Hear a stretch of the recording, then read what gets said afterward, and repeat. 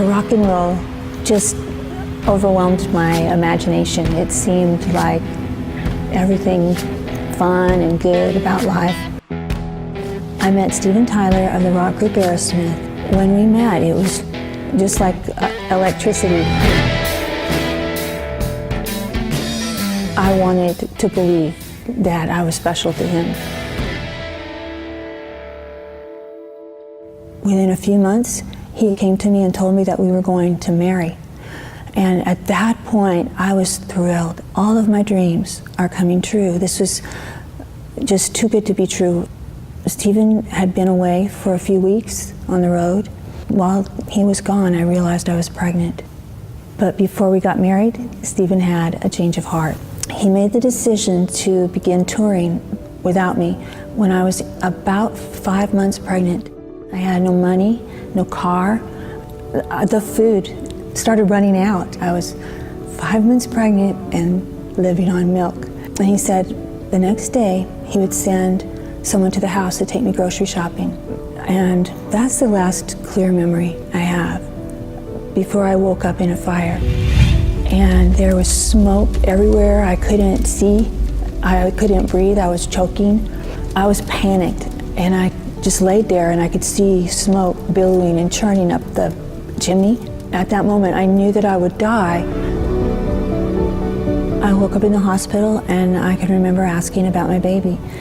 And the doctor told me that the baby's heartbeat sounded okay, the baby should be fine, and I can remember feeling so relieved that the two of us had made it through this fire together and thinking that Steven would be happy that the two of us had been able to survive.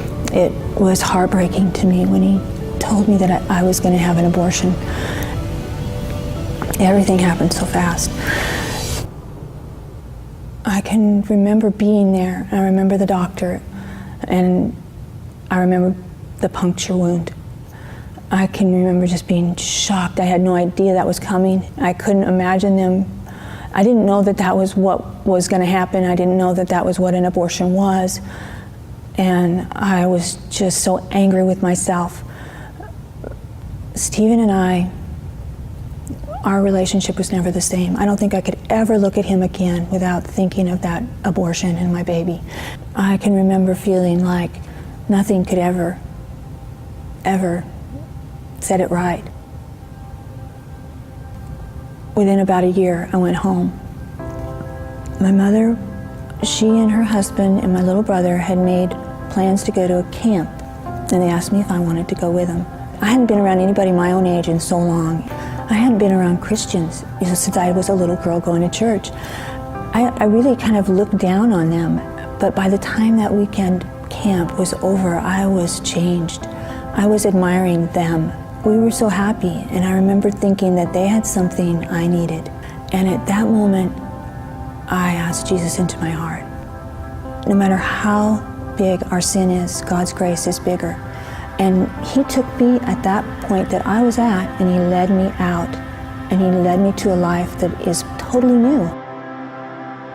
That was where I had hope. I know that I can't go back and save my baby, but I can choose life now. I can be a mother who guards and protects her children now.